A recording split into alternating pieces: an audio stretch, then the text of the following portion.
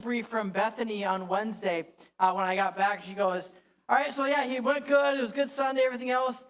Just so you know, there's something that happened that is going to make you unhappy. And I said, Riley left, didn't he? And she goes, no, he didn't leave yet, but she's working on it. The thing that she said is,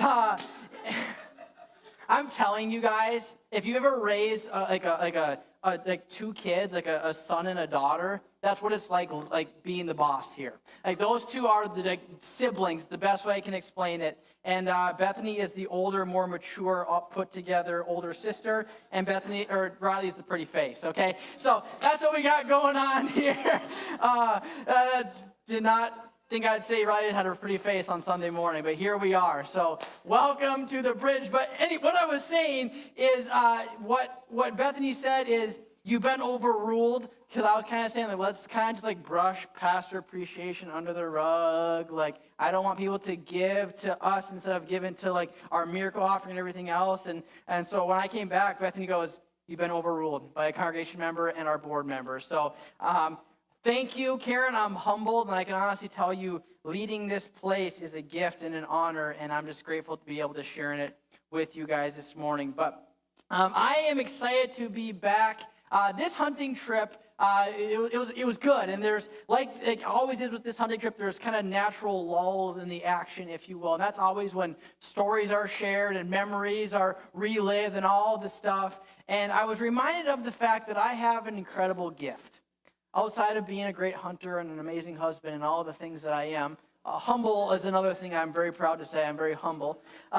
One gift I have is I have the absolute gift of remembering pointless, irrelevant information. Whenever my family or friends need to remember something that they can't remember, I am the first person they call. As a matter of fact, I got a text from my best friend a week ago who said, hey, Dee, do you remember when we were seniors, when we went to Jim's game, do you remember if he played or not? And I said, yeah, he did. He actually had 4 points. And he's like, how do you remember that? And I said, no idea. It just kind of locked up there. The only problem with this gift is it comes at a price. Because there's only so much space in your brain to remember things. So to remember such valuable information, you have to make room for when Meg says, hey, can you make sure you set out the beef before you leave for work? I can't remember that. There's too much good stuff locked up here. When there's laundry in the washer that needs to get changed or else it's going to get moldy and nasty. Can't remember that either because I'm too busy worried about what kind of air freshener I had in my 2004 Camry back in 2013. There's all this important details I have stuck in my brain that is frankly pointless, but it's stuck up there. And the memory that we have is a very, very interesting thing. Here at the Bridge, we've been talking about this thing called crazy faith. And we've been kind of following the story of a man named Moses and how Moses was this great leader we read about in the Old Testament. And so from the very beginning, from the time he was a baby, God had big plans for him. And so we talked about how as a baby, his mom kept him safe because she saw something special in him and how God had his number. We talked about what it looks like to have faith that is crazy. And it all starts with a belief or seeing a dream come true. And then we talked about how Moses made some mistakes. He went about it the wrong way. Even though he was a good leader and God had plans for him, he kind of went about it the wrong way and forced himself into situations he wasn't supposed to be in, and it kind of backfired on him. We talked about that. And then last week while I was gone, a guest speaker, a missionary we support, came in and talked about how there's these people known as the Israelites who are stuck as slaves in Egypt. And so Moses, the kind of culmination of his leadership was all about leading these people out of slavery. And so Moses goes in and talks to the king Pharaoh and says, hey, let my people go. And Pharaoh says, no. And he goes, no, really, you should let them go. And he says, no. And then he goes back and says, no, trust me, God is telling me, let them go. And he goes, no, and all of a sudden now we're going back and forth, back and forth, back and forth until finally what we talked about last week was God sent 10 different plagues against Egypt. So he turned the Nile River, their primary source of trade and water, into blood.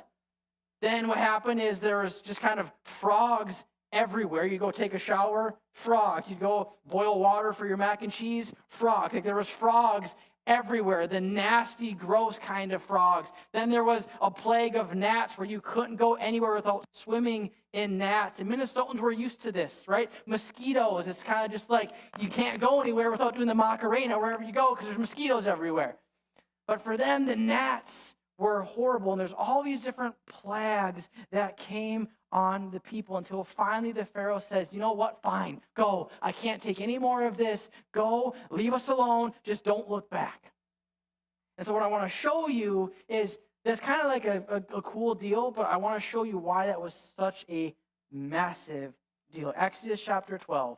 Now the length of time the Israelite people lived in Egypt was 430 years. At the end of the 430 years, to the very day, all the Lord's divisions left Egypt. 430 years of working 7 days a week with no pay and no compensation.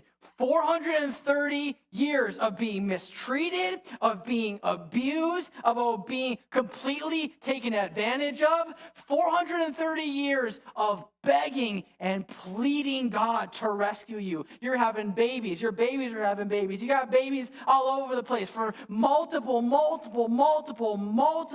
generations of people who are stuck in slavery until finally they are let go after 430 years. We thought that 2-week period during COVID was a long time. And it was a long time. Can we just say that? Being stuck in the four walls with people that you love but drive you crazy. Do you remember that fun time of 2020? This is 430 years of slavery and oppression. And so there was a bit of a party that went on after this was all done. Can you imagine, after 430 years of being a slave, how excited and celebratory you would be to be free? But what I want to show you this morning is what the leader does. Because like I said, Moses was a great leader. And after 430 years, you finally get your breakthrough. And as you're hooting and hollering, there's something Moses does that is very, very significant and very, very intentional. Exodus chapter 13. You flip the page from chapter 12 where they're free, and this is the first thing Moses says in chapter 13. Moses said to the people, commemorate this day, the day you came out of Egypt, out of the land of slavery, because the Lord brought you out of it with a mighty hand. Eat nothing containing yeast. Commemorate this day. Commemorate is a verb which means to recall and show respect for someone or something. We commemorate a lot of things in our life. Birthdays are one of them. And I'm finding out as you get older, you wish you could commemorate your birthday less because you're just reminded you're getting a little bit wiser as time goes along. But every single year, we commemorate this day we were born by remembering the day, how many years ago, that we were born. We commemorate it. It's important. We do the same thing with an anniversary or a retirement or a graduation. It's one moment where we remember everything else that led up to this very moment. We do it with holidays. Remember 9/11. Because on 9/11, 2001, something changed in our country forever. And we commemorate that day because something significant happened. And we choose to look back to remember. We do the same thing with Memorial Day. There's all these different situations in which we remember. Why? Because as they're commemorating this day, Moses says this 4 different days. When your son asks why we're commemorating this, when your daughters ask why we're celebrating this holiday, here's what I want you to tell them. I do this because of what the Lord did for me when I came out of Egypt. I don't know about you, but I am very grateful that 365 days a year I can come to this building, turn the key, and I can come up here and I can worship Jesus without any major ramification. Do you know there are people in this very moment right now in different parts of the world who are meeting in basements meeting in abandoned shops, who are meeting somewhere because they know the importance of lifting up the name of Jesus. But if they're found out, they will be executed along with their family and friends for holding the name of Jesus. I'll tell you one thing, I'm grateful that we have a place where we can do this freely. I'm grateful we have donuts and coffee to accompany us in such an endeavor. But it's because people have went before us and fought for this freedom that we have, and I'm thankful for them. And that's why I'm grateful we get to commemorate a day to honor them because of what they have done on our behalf. You commemorate somebody or something when they are the benefactor, or we're the benefactors of what they did. Moses is telling all the people, we will take a day out of our calendar every single year to remember the day that God took us out of Egypt, so we never, ever forget that the Lord brought us out of Egypt. We've talked about the faith to see, the faith to answer, the faith to lead, the faith to persevere. But this morning, I would be remiss if when we talk about crazy faith, we didn't talk about the reality that crazy faith means you have to have the faith to remember. The faith to remember. Because here's what I'll say. A bad memory is not genetic. You are not born with a bad memory. Yes, there are diseases in our world that create our memory to shut down, but as human beings, we are not programmed to have a bad memory. Your memory, your subconscious and conscious, both of them both work like a muscle. That's why there's brain games on your phone and apps that kind of help you remember things, because your brain is like a muscle, and your memory is something, the more you exercise it, the better it gets. It's why you might realize that I don't spend a lot of time at Anytime Fitness. I don't lift many weights outside of my 25-year-old daughter and 38-pound son. The less you lift weights, the less your muscles grow. Your memory is the same way. The more you choose to remember, the better it gets. And here's what I'll say. I used to think a lot of times I had a bad memory. I was talking with my dad on this hunting trip, and we were talking about life and some of the struggles and some of the expectations and some of the things that kind of just weigh me down. And he goes, one thing, Derek, that has always kind of perplexed me about you is, he goes, you have such a strong faith. You love God so much, and you talk about how God is in your corner all the time. He goes, but you still struggle a lot with just like worrying and fear. And it's always perplexed me, not because I think you're wrong for it, but just you have such a strong faith. How do you not see that God's working on your behalf? Like, why do you not hold it near? It was in that moment that I kind of started to process what he was saying, and I kind of put all of it together with what I was studying. It's not that I had a bad memory, forgetting what God had done in my life so many times. It's I had a really good memory of all of the bad things that have happened around me. I remembered when this happened to them over there, so I'm thinking it could happen to me. I remember what it was like when I saw that whole family implode because of something that happened outside of their control. I remember the vivid destruction. I remember the pain. I remember the struggle. I remember, Dad, in 2008 when Mom was sent off to jail, and it was just you and me and Avery, and we were sitting down watching Click, the Adam Sandler movie, eating Oscar Mayer wiener and Lipton rice. Why do I remember that? I don't know, but maybe because it was significant. I remember it vividly. And so it's not that I had a bad memory, it's I had a really good memory of bad things. And the more I remembered them, the more I dwelled on them, the more I got conditioned to remembering bad things. I don't mean bad like sinful, I mean like hurtful, scary, fearful things. And your brain is like a muscle. The more you work it out and work down different pathways, the more you will get accustomed to it. What I want to show you is what happens after Moses leads these people. They commemorate, they'll throw in a party, but it's not a 2000s movie where everyone just rides off into the sunset and everything's happy and joyful. There's still work to be done. So God leads them from place to place to take off the promised land, but they get to this area where in front of them is the Red Sea. To the left of them is their next town they got to go to, but everywhere else around them is a mountain. And the Egyptians, after they got all the frogs cleared out and the water went back to normal and everything was good again, they realized, we just let go 2 million of our slaves. We're going to go get them back. So they charge after the Israelites. They're ready to overtake them, decimate them, and force them back into submission. And so what happens here is in Exodus chapter 14, you have the Israelites at the bottom of this valley, water in front of them, mountains around them, with one path out, and all of a sudden, here come the bad guys. Verse 10, as Pharaoh approached, the Israelites looked up, and there were the Egyptians marching after them.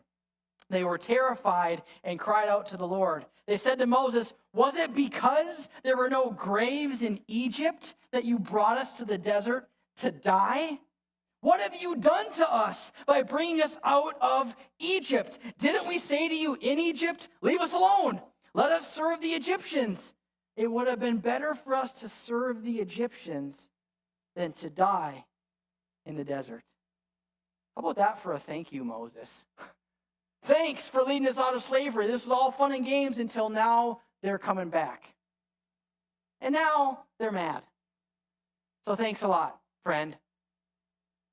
I just love this line. Was it because there were no graves in Egypt that you brought us out to the desert to die? That's the most Minnesotan, passive-aggressive, backhanded compliment known to man. Weren't there any graves out here that they had to bring us all the way out here to die? But look at Moses' response. Moses answered the people, do not be afraid. Stand firm, and you will see the deliverance the Lord will bring you today.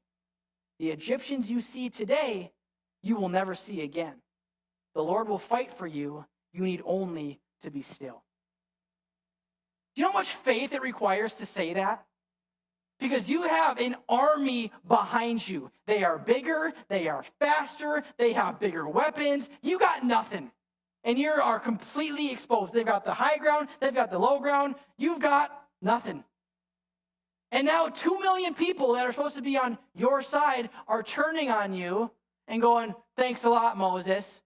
This is nice. Appreciate this. Yet he's calm, cool, and collected and says, don't be afraid. Stand firm, and you will see the deliverance the Lord will bring you today. How in the world do you have that faith? I think you have it when you've seen God do it over and over and over and over again in your life. Why was Moses so cool, calm, and collected? Because he had seen how when he was 3 months old and couldn't fight for himself, couldn't do anything on his own, God kept him safe. He had seen how when he grew up and he made mistake after mistake after mistake, how he ran away to hide, gave up on the dream, gave up on the vision, gave up on what God had planned for him, yet God chased him down and met him there.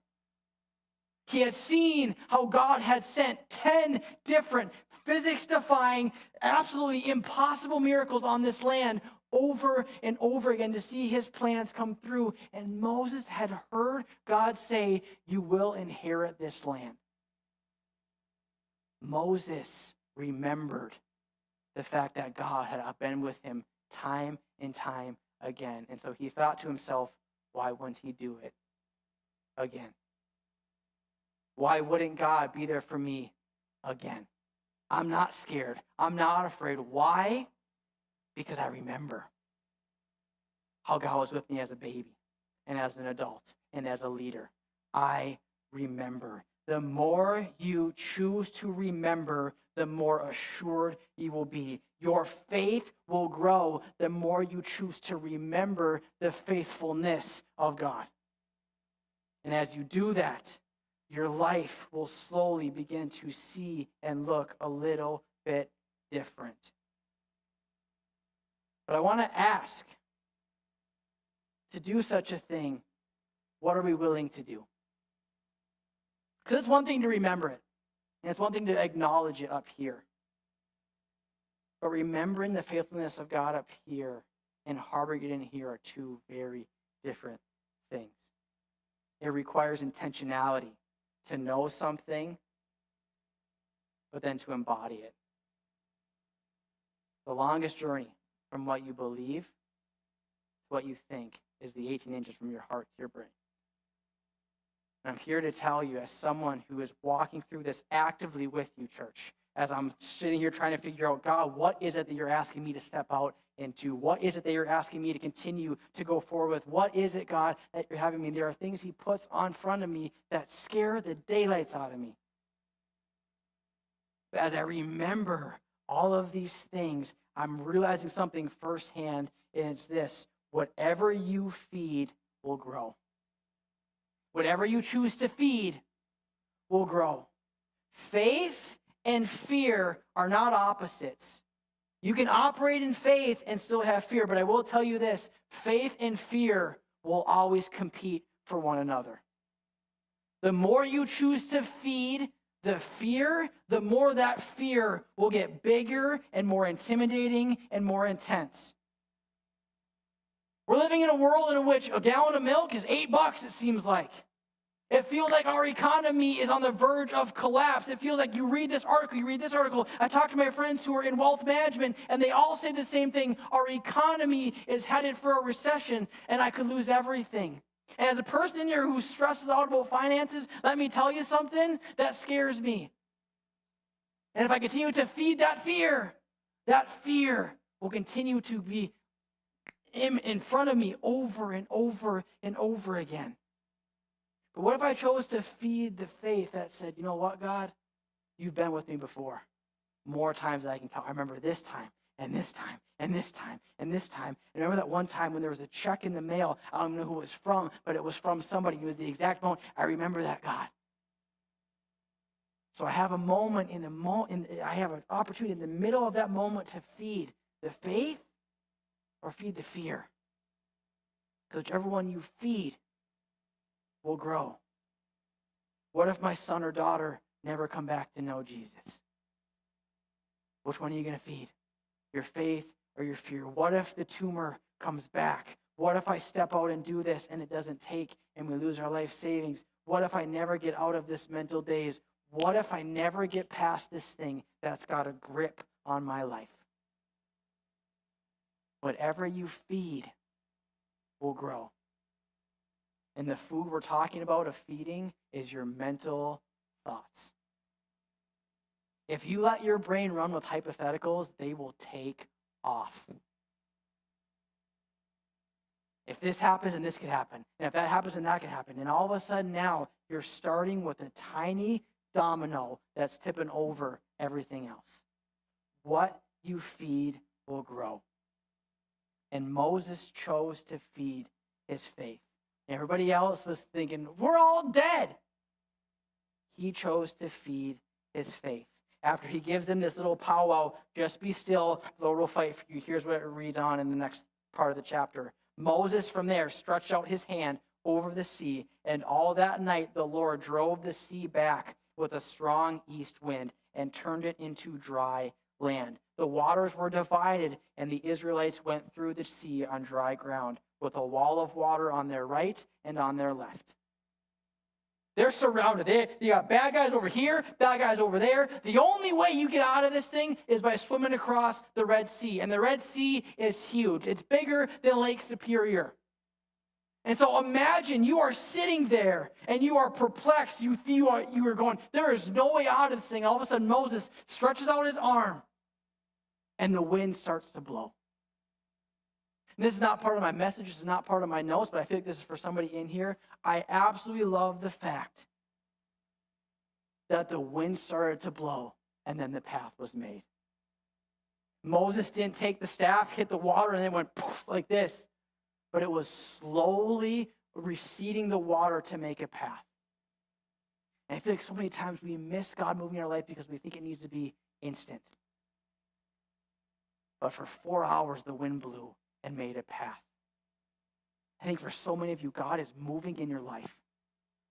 He is stirring hearts. He is making preparations. He is making plans. He is doing something deeply rooted. But you get discouraged because it doesn't look like what you thought it would look like. When in reality, he's moving. The path is forging, but it's slow.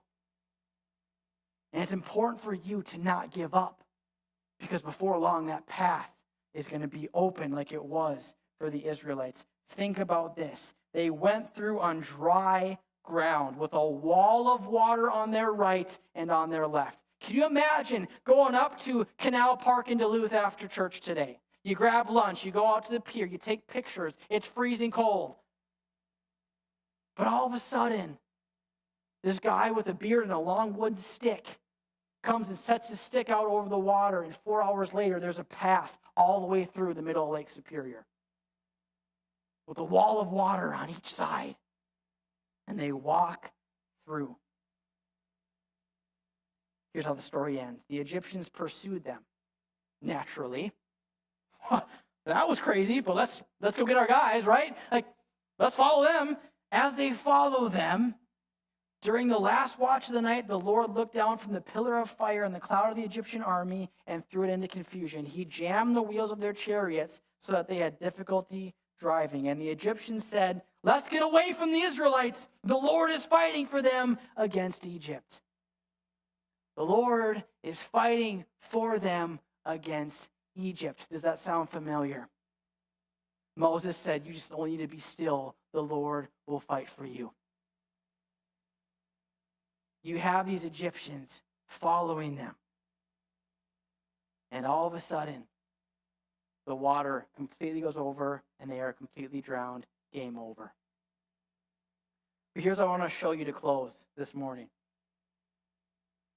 You have a group of people that were just relieved after 430 years of slavery.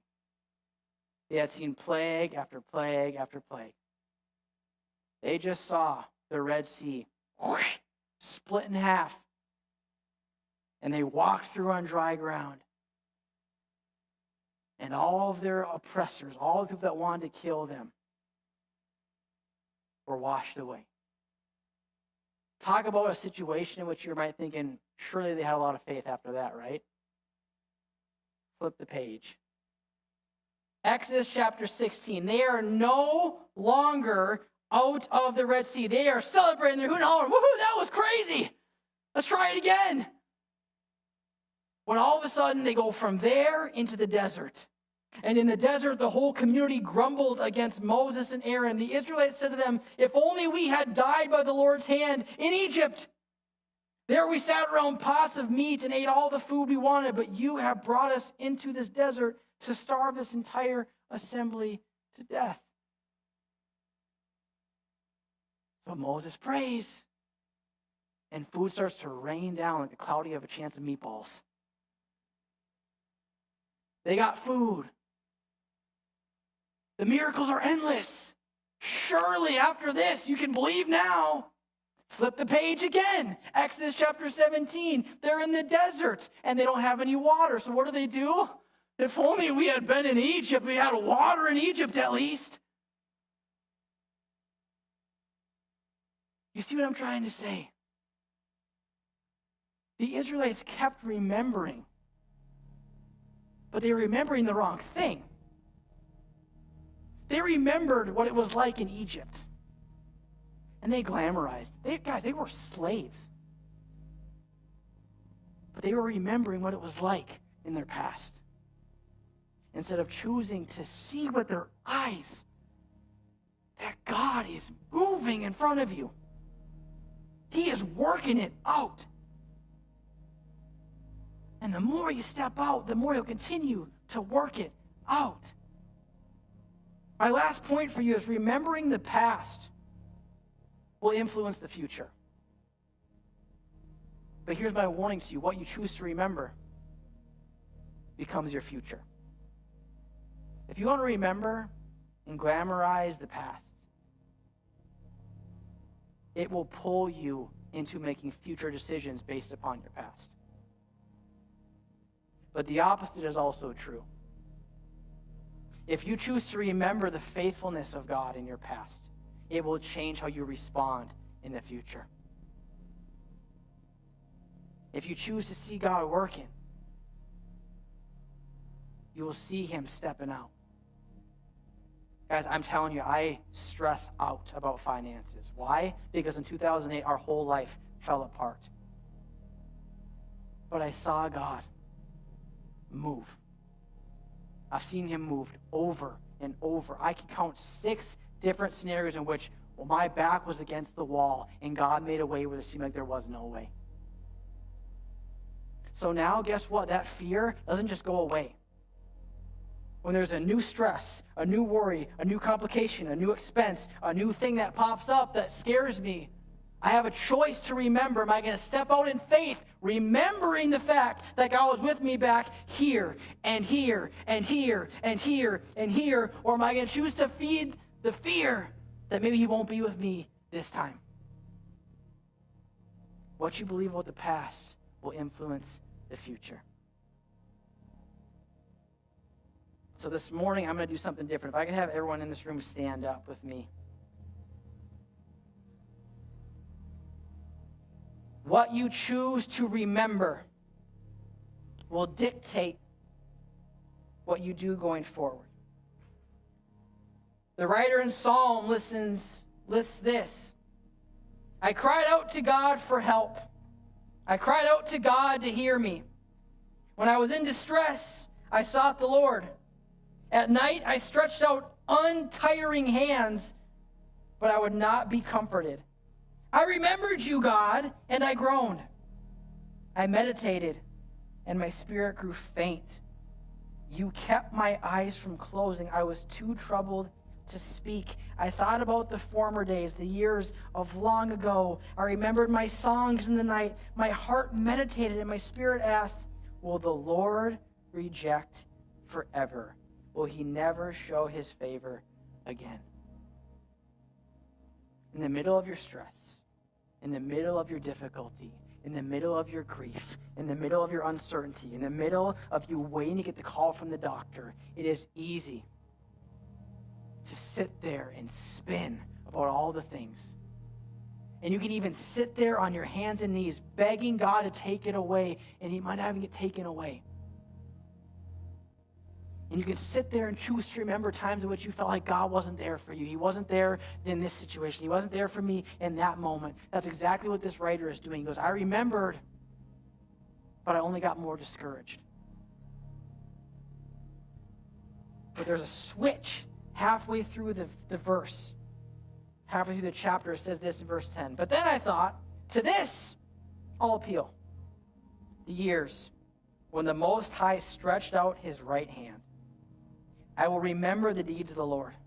Yes, I will remember your miracles of long ago. I will consider all of your works and meditate on all of your mighty deeds. Your ways, God, are holy. What God is as great as our God? You are the God who performs miracles. You display your power among the peoples. With your mighty arm, you redeemed your people, the descendants of Jacob and Joseph. The waters saw you, God. The waters saw you and writhed. The very depths were convulsed. The clouds poured down water. The heavens resounded with thunder. Your arrows flashed back and forth. Your thunder was heard in the whirlwind. Your lightning lit up the world. Your path led through the sea. Your way through the mighty waters, though your footprints were not seen. You led your people like a flock by the hand of Moses and Aaron. He was remembering all the pain of his past. But he was also remembering the fact that God is who he says he was. And I'm here to tell you guys, when you step out in crazy faith, it will get scary. There will be situations where you sit there and go, if I do this, this is going to happen. There will be times in your life where you feel so discouraged, so distraught, so frustrated, you're ready to pack up the whole thing. But I'm challenging you and imploring you to remember the fact that the God who split the Red Sea in half, the God who walked in the middle of the storm and met them on the water, the God who took 5 loaves and 2 fish and multiplied it for 15,000 people, it's the same God who is in your life right here and right now. The same God who's moving in your life. The same God who's working on your mental health. The same God who's working on your addiction. The same God who's taking care of your kids when you're not sure if they're going to be there. The same God is working in you as he is in them. It's the same God. So in the moments in which it's tough to remember the faithfulness of God, I'm here to tell you, remember.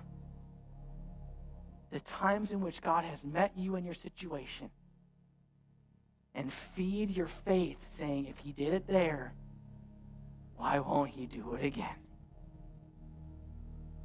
You might say, Derek, I don't have that situation. I don't have that moment where I remember God was with me. I'm here to tell you this book is full of them. And I believe whether you realize it or not, he's already been working on your behalf. The fact that you're in this room right now, the fact you're listening online right now is a testament to the fact he's got your number. He sees you, he knows you, and he's working on your life. And your response is as simple as acknowledging that very fact. And when you step out in faith, get ready. When you step out in faith, crazy stuff happens. Miracles happen. But it starts with remembering the faithfulness of God. So if I could have you all close your eyes and bow your heads. I believe there are people in this very room who walked into this place with the weight of the world on their shoulders. There's a very specific feeling, whether it's grief or hurt or loss or stress or worry. And you're just like the psalm writer, begging for God to meet you in that place.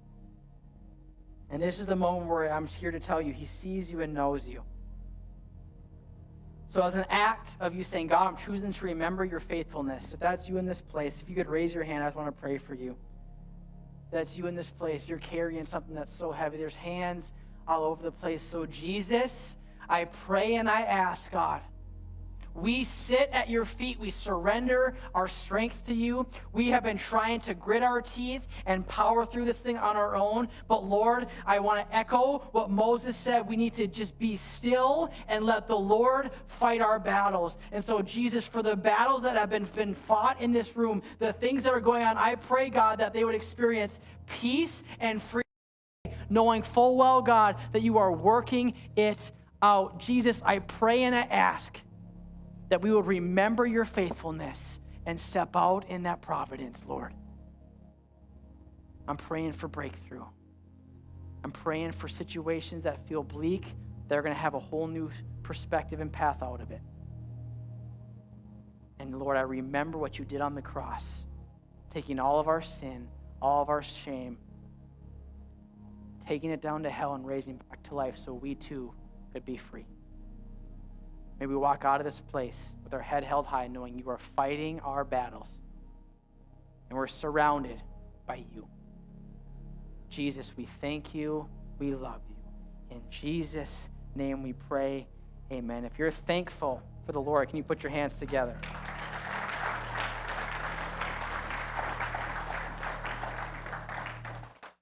Go remember the Lord's faithfulness like Riley remembers the fact that mission trip signups are online. And if you forget, talk to Bethany. Have a good week, everybody.